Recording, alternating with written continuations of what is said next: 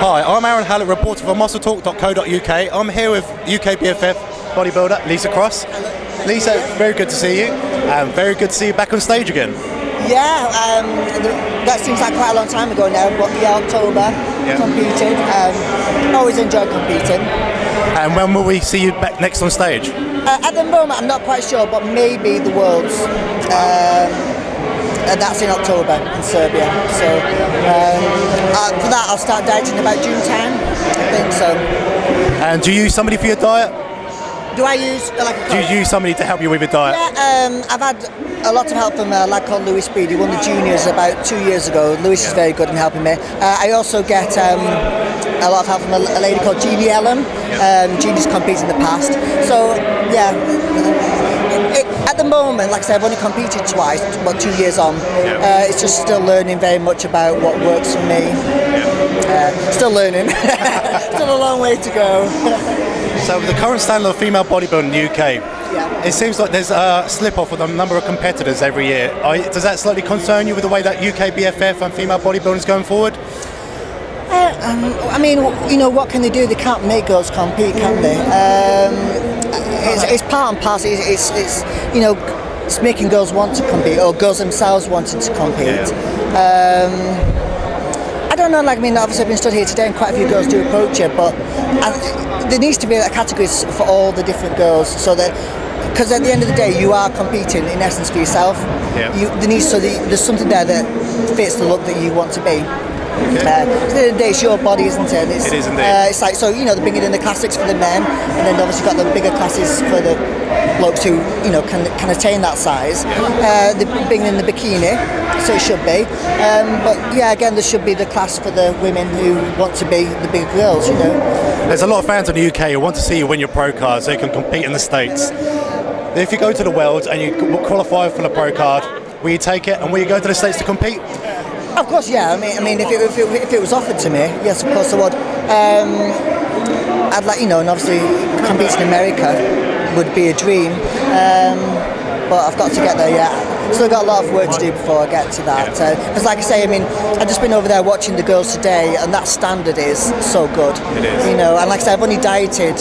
I've only done 2 seasons. So it's learning. I needed better condition. Looking back at last year, I did need better condition. I think you said that. I think I read somewhere that you criticised said that. But it's true. So each year, you do get better. You learn what works for your body. For women starting out on bodybuilding, what's the biggest part of piece of advice that you'd give them going forward with their training and diet?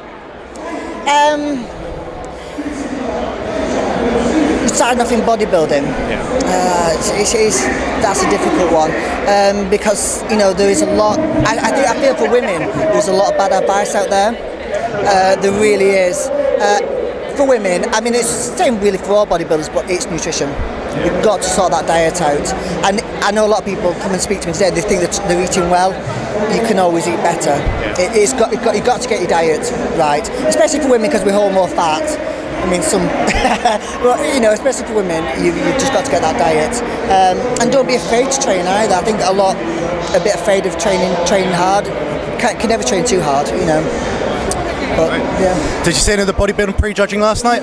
Yes, I did, yeah. Oh, yeah, very good. It's just brilliant to see it here in England, isn't it? It's good to have the Grand Prix back in England again, isn't it? Very much. Yeah, I really hope it takes off. And it's done really well. It's really busy today.